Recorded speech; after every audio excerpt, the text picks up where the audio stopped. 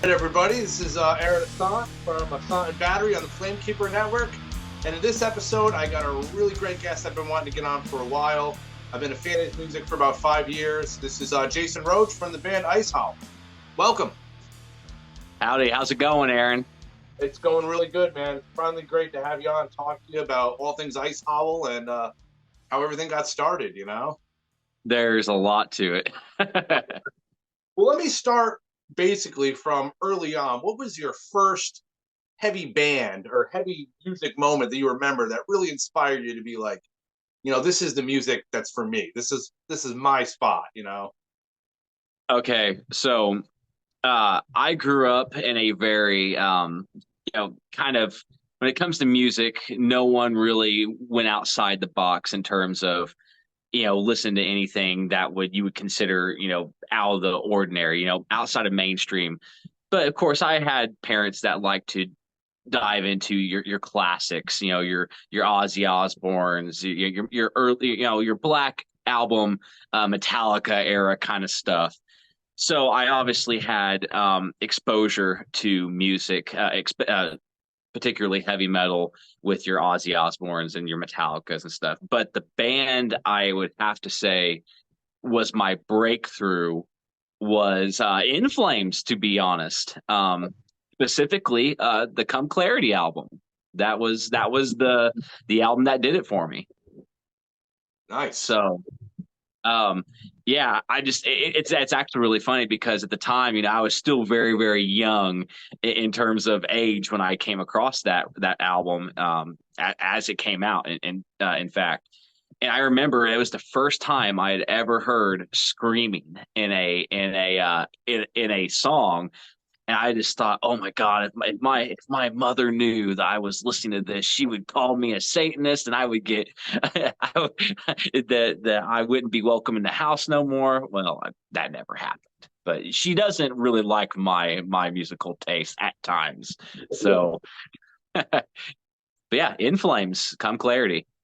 Now, when did you first start playing guitar? How old were you?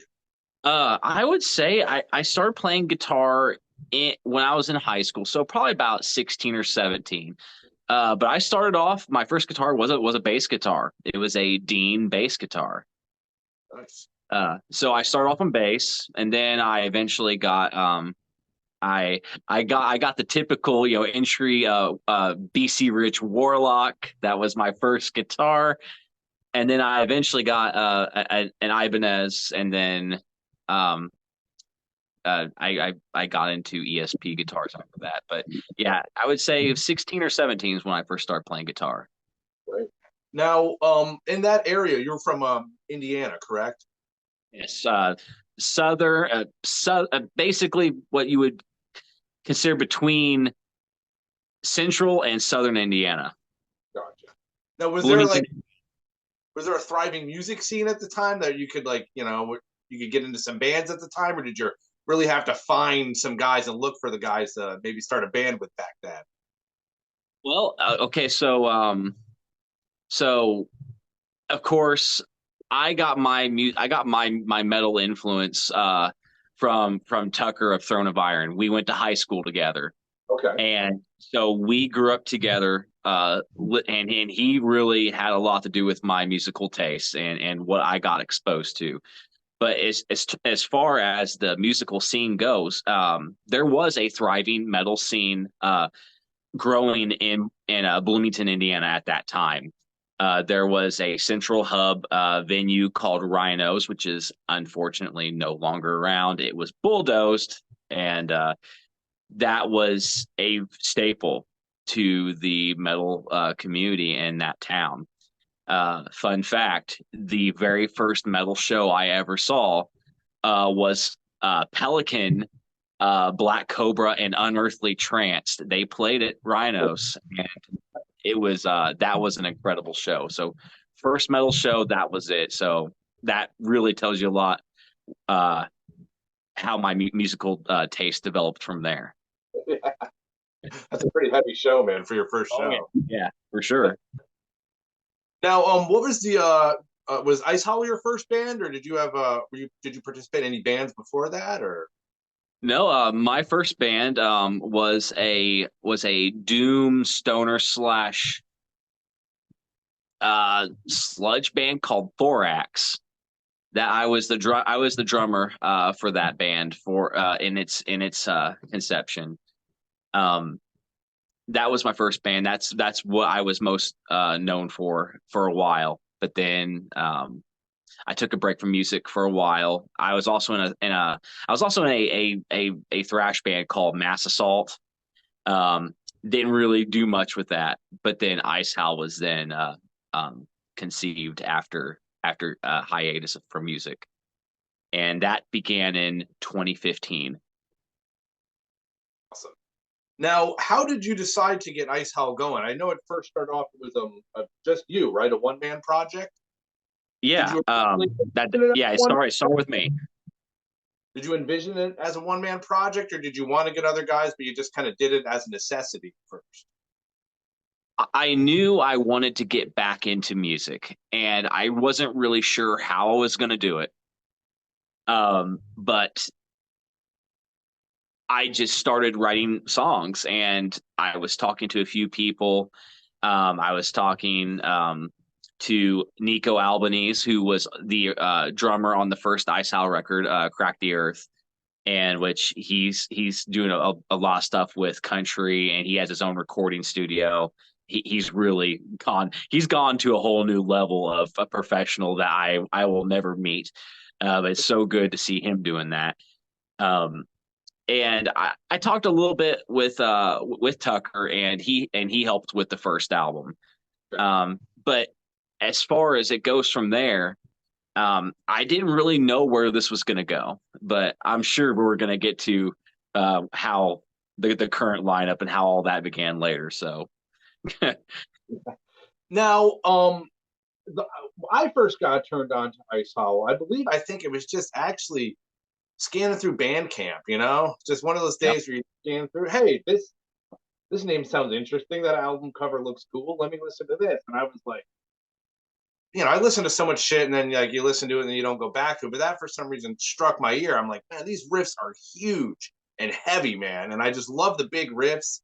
And that's what really first turned me on to you. I think it was I forgot which record it was. It would have been the one before Cadence of the Cursed, because then I remember I ordered Cadence of the Cursed when it came out. Yeah, So there was the first record because Cadence Curse was my second album. okay, But there was some EPs in between that though. nice. But And I actually remember the first time I saw your name pop up and which you started commenting. I remember it was when I released my Christmas song Santa Sleigh. I remember you commenting on that, and it's the first time I remember seeing your name. And I've noticed you ever since. So if there's one thing that can really get me, it's a Christmas metal song that I get every time. I have a whole like collection of 10 or 12 Christmas metal records. I'm a huge Trans-Siberian Orchestra fan. Yeah, I was Yeah. gonna. They had a re-release the Christmas Attic, and it was Yep. this whole like pop-up cover. Like you open it up and it's a pop-up book. It was Oh, like that's so cool. so I couldn't afford it at the time, and I was like, oh, I wanted it so Oh, bad. that's so cool. Now that brings us into so you did Cadence of the Cursed, Yeah. um, and then you did the Christmas record. After that, I believe you had an instrumental record, right? It was Erhan's Yes. Quest, really? Erhan's Quest. Quest. Now, Yeah. what made you decide to just say, "Hey, I'm just going to do an instrumental record"? At the time, I was I was in the process of buying the house that I'm living in now. Okay. So I was lit. We were in between. While we were transitioning from our old house to our new house, we were living with some friends, and we were staying up in their attic. They had an upstairs, and so I had my computer set up there, and I was like, I really need to keep making music. And at the time, I was making songs for the third album, Darkness from Beyond, and but in between that, I was having a really hard time writing some music, and I was like, you know what I need to do is I just need to do something different, and so I started writing instrumental songs. and then from there I started come up with a concept. I was like, you know what, how about I make this like a weird like video game concept instrumental album. I had this big storyline thought out. It would actually be really cool if I could find a way to animate or something the actual story for it one day. But every song I wrote was very purposeful and how I wanted the whole thing to feel. To be honest, I was actually writing it in a sense to like it could be used in like a video game soundtrack. That was kind of my goal in mind when I wrote that instrumental EP. But to be honest, when it comes to Ice Howl material, it probably not quite Ice Howl, but it is. It is, but it's not. I don't know if we'll ever play any of those songs live, but I loved it. I just, like I said, it does remind me of a video game soundtrack. I can just picture like, a guy running through like, for me it would be a Nintendo game because I'm kind of old. So no, that's exactly what I was going. I was going for like a Super Nintendo vibe. That's because that's what I grew up on. And it kind of reminded me almost of like Golden Axe too, because it has that kind of theme. That was one of my favorite games too. Yeah. I grew up playing a lot of Golden Axe. Julius Thunderhead is my guy. Yeah. So that brings some Darkness. I'm sorry, the third album again was Darkness from Beyond, right? Yeah. Yeah. Okay. And that one I really loved. I was looking forward to that one for a while because like I said, I've been a huge fan. And then I found out that one of my friends from around this area, Dwayne Eldridge from the band More in the Light, guested on it. And also you had another Chris Latta from Lavaborn. Yeah. And those two of my favorite singers. I love Dwayne; he's a great songwriter, and Chris, I love his vocals. So, what made you decide to, hey, let's bring some outside guys on and collaborate? Well, because at the time, there was this lingering thought in my mind of maybe I want to pass the reins on to someone else to potentially join the band. And I thought, because I'll be completely honest with you, I had some control issues with Ice Howl at the time. Like a big part of the reason why I never fully wanted to go do anything live was because I was like, oh, I'm going to have to hand off the reins to some different people. And I just didn't know if anyone would be really interested in joining my one man band project. And so I was like, you know what, if I ask around to see if there'd be anyone interested in, taking a shot at doing some vocals and just seeing what it would sound like what would it be like? And those two people came to mind. Well, Dwayne hit me up, and then I've known Chris for a long time. And I was like, I knew I wanted to work with Chris, but then Dwayne hit me up, and I wasn't really too familiar with More in the Light at the time. But of course, I have grown to know him quite well since then. But he's like, I would like to take a shot at a song if you got a song. And so I sent him a song with no vocals on it. And I was like, here you go. Let's see what we can do with it. And he wrote pretty much all the lyrics for War Is Here. And he pretty much came up with the entire vocal line. So all vocal stuff was all him in that song. Yeah, Dwayne's pretty amazing. He's a really great ambassador for metal and everything. He really is. I first actually saw him in another band, not More in the Light, before he started More in the Light, a band called Kill the Straggler. He was singing for them. Mm-hmm. And I was like, wow, that guy's pretty good. And then I saw you got a new band and playing guitar, and I checked that out. I was like, fucking awesome. And it's so cool to see, like, one of my favorite bands, two of my favorite bands, like, then collaborate, so that's what I got a kick out of that, when you guys. That's why I love this community, man, because when you meet people and you genuinely want to work with people, you just want to be a part of something, and I think everyone pretty much wants the same thing, and it's fun. That's the part that I love about it. It's fun, and you get to make some friends along the way. Exactly. And I don't know, I think, like, I think people that listen to heavy metal, I don't know, for some reason I just think we're more happier. Maybe it's just me, but it helps me deal with a lot of my problems more than I think like any other music would. But maybe it's Yeah, just absolutely, absolutely. Now that so Darkness from Beyond, you finished that up, and now you moved on to the newest record, the split that you did. Yep. How did that come about? Because you got four bands on there, all of them great, but different, different styles, but all kind of in the same vein. How did that come about? That was all Dwayne. Yeah, that was all him. He put he made a post saying that he was wanting to collaborate with some people for a potential split. And at the time, I didn't really realize who was going to be involved with it. I didn't realize it was going to be a four-way split, but very quickly that's what it turned into. And this idea of, well, if we get four bands involved, we can all split the costs, and it would make this it'll make this pretty achievable to do financially. So yeah, it was pretty much all Dwayne, and I know that there's some talks with some other bands that were involved. But when I put Ice Howl in the ring, because at the time we just announced our new lineup, and I asked everyone in the band, I said, do we want to do this? And we're like, this is our opportunity to show people what the new lineup could be like. But I had no idea who was going to be involved in the other bands besides Mourn the Light. So High Priest and Archdruid had no idea that they were going to be involved until it was finally announced. Cool. So you talked about your new lineup. Now, how did that come about? Because you were essentially before a one-man band, and now, you're what, a five-piece? Yeah. It's five-piece.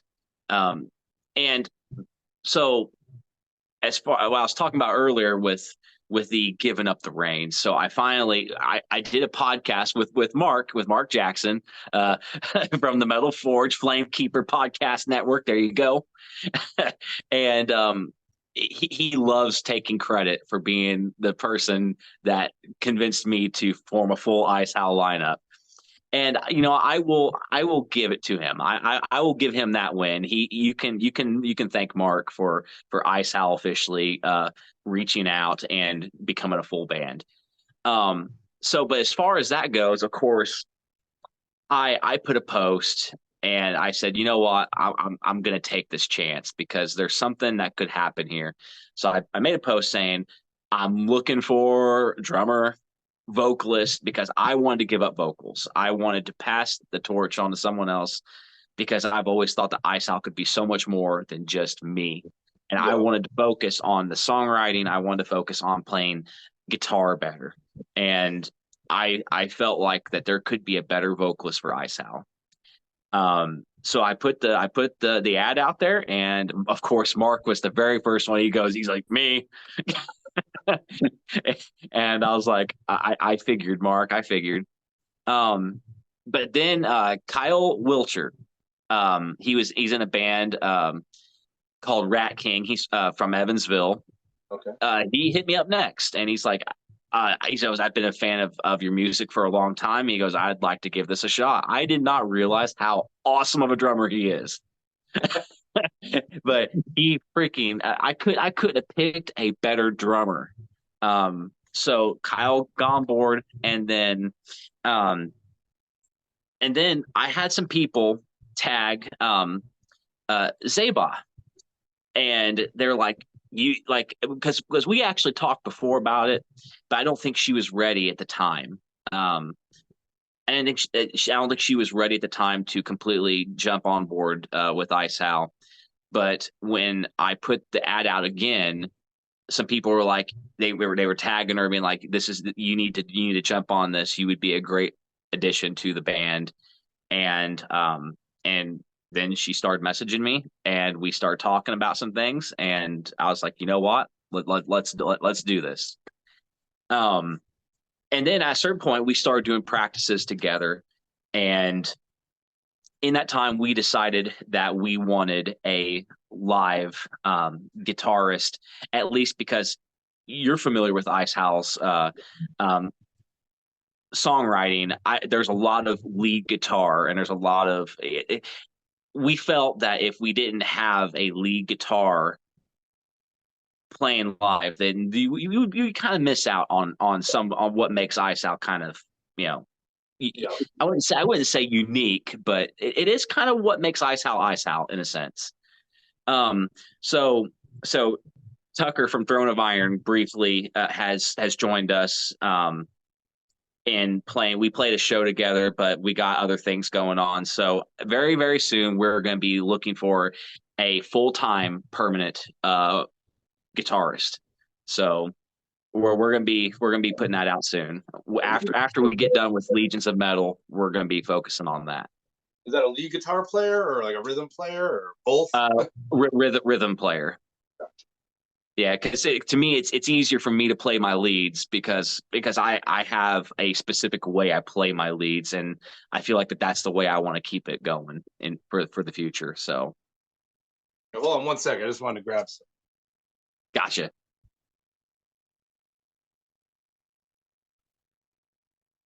Want to show everybody the album we're talking about here. There it is. There we go. There's the split. Great record. Everyone go pick it up. Well worth it. Yeah, we still have some, and there's also on Bandcamp. Just quick plug there. All right. Now, you said you played one gig already. That was with who did you play with in that gig?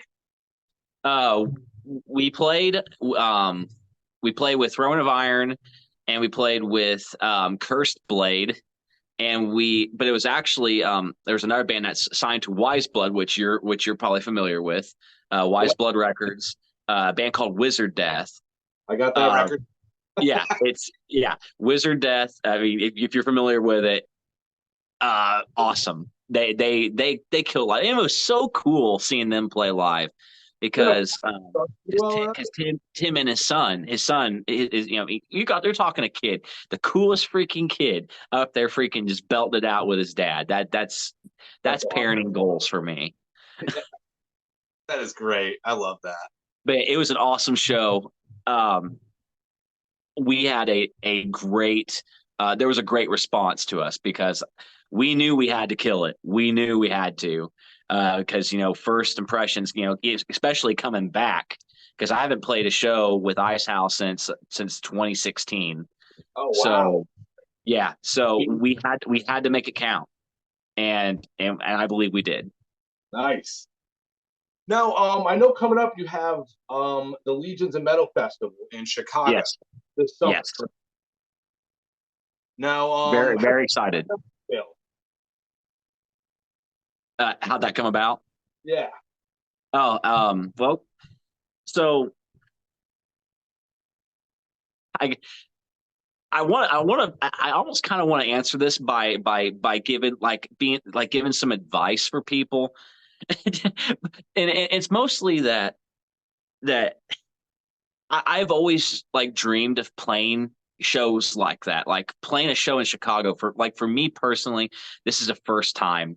This is a bucket list goal of mine, is to be able to play in front of a bigger crowd like that. Go to a place like Chicago, like, oh, you made a big time, big city kind of show, because I'm just a Southern boy from Indiana. This is not something that we're people around here are kind of used to. So, but I have to say how it came about was Bob, who puts on Legions of Metal, had been following us for a little while, and I just kind of noticed at a certain point that he was starting to comment on some of our posts and stuff a little bit more, and I was like, I think he's going to ask us. I really think he's going to ask us if we want to play this year's, and sure enough, he did. He hit us up, and of course we were like, yes, we absolutely want to do it, not knowing who was going to be at this festival. Oh, I know. Freaking second show, and Unleash the Archers are headlining the first day. But the advice I want to tell people, and I actually I know there's a guy, Matt Bacon. He does a lot of PR work for a lot of independent musicians, and he's worked with a lot of big names over the years. Highly recommend any of you check out his stuff. He had look him up on TikTok. He has a segment called Bacon's Bits because Matt Bacon, so Bacon's Bits. He gives a lot of really helpful advice for a lot of musicians, and one of the things that he always talked about is just the idea of making a genuine and meaningful connection with someone. And he says it's not something that you can just do. You have to work at it. You have to be willing to to turn things down. You have to be willing to do what you can to just make genuine friends with people. And you can't be unsincere about it. You have to be 100% sincere. You actually have to want to be friends with people, because if you don't, because you can't just use people. You can't do it. First of all, you're an asshole if you are. I mean, but you have to be genuine, and you can't expect anything to be handed to you. So you just have to make friends with people and just hope that they notice you and be thankful when they do. And that's all I can say, is that's kind of what happened in this situation, is that we got offered. It was something that just happened to fall into our lap because we were starting to make friends with people, in our, making network connections, and that's just how it happened. And Bob's an awesome person. We were talking about a movie the other night, that thing you do. Yep. because I did an interview with another publication. I read that. He goes, love that movie. And it's, just small things like that, just making meaningful connections with people. It's true, because I the work I do, a home health and hospice aide, and I was taking care of a guy the other day, and he was, he wasn't doing very well. It's towards the end of life, and I just happened to be wearing my Miami Dolphins scrubs. I'm a big Miami Dolphins fan. Apparently, the guy was a Dolphins fan, and for some reason, that made his family feel so much better. Like just little stuff like that, like, oh, he would love the Dolphins fan. Absolutely. I'm like, hey, whatever gets you through the door, Yeah. I mean, and it's just, and they remember that they want to have something to talk to people they like. If you're not gonna get opportunities handed to you if you're an asshole to people, or if you're not a likable person, or if you constantly are told that you're just hard to work with, or if I mean, there's I've seen so many people make the wrong mistakes over the years, and I've just been like, can't do that, can't do that, can't do that, do that. It's just, and just hope for the best, but you can't expect anything. That's you gotta be humble about it. And we were discussing earlier, the great thing about this scene, and is it's everyone seems to be so supportive of one another.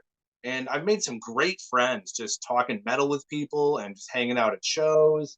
And that's what's great, talking to guys like you and getting to know people in bands, and just and having like-minded people, that because the world can be so shitty sometimes that it's good to just Yeah. take a break from everything. And Yeah. I always love that, musicians like you and other guys provide that for some of us. So thank you very much for that. Well, thank you. I appreciate it. But really, I just if people would just focused on just being just friendly and just being good to each other, this place would be a lot better. And surrounding yourself with good people is how you move along, in places. I mean, it's just a simple rule of life, and it applies to any sort of avenue, really. I think the comedian Bill Hicks once said, he's like, you have one choice between fear and love. You can either choose fear and be afraid of everything, or love and try to put that out in the world. So that's what I try to do, Yeah. Well, moving on to the next thing. Guess we're going to be wrapping this up because my phone's going to die in a few minutes. So Okay. what is coming up next with Ice Howl after like Legion's Metal? Is there any plans to do a full length with the full band? I can say that yes, I have been currently working on music for the next I would say next full length Ice Howl record.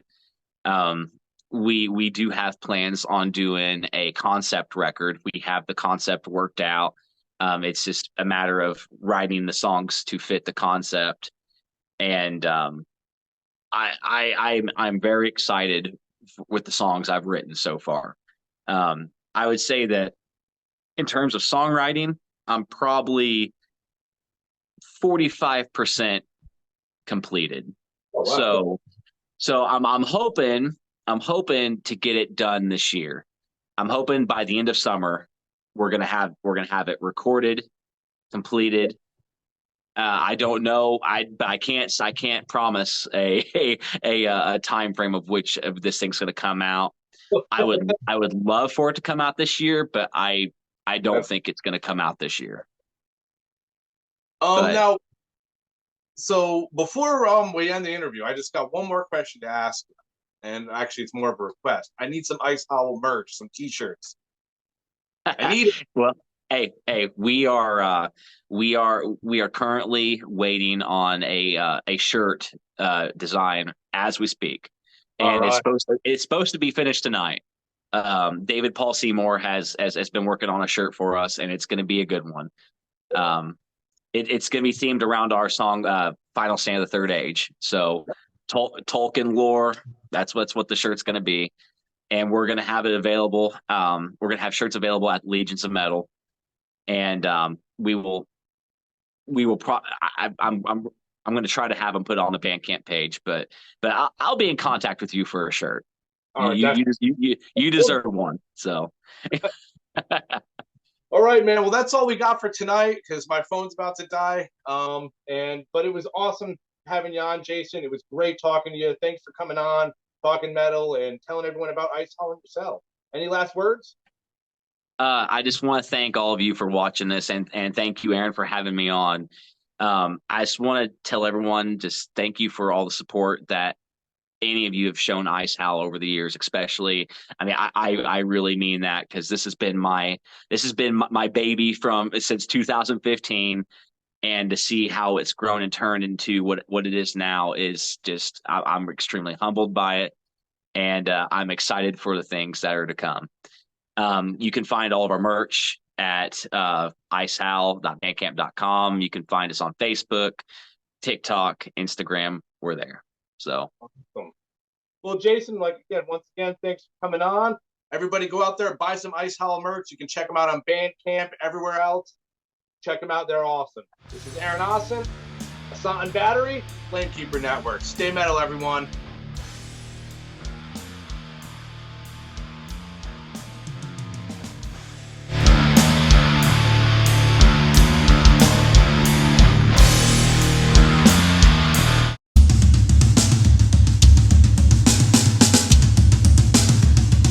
For 45 years in keeping Louisville weird, Electric Ladyland has been there for all your eccentricities.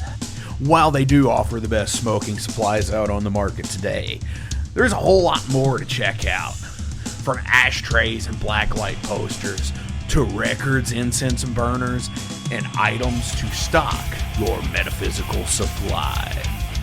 They're open from 10 to 10, 7 days a week, located at 2325 Bardstown Road in Louisville, Kentucky, and at electricladyland420.com. Roll out.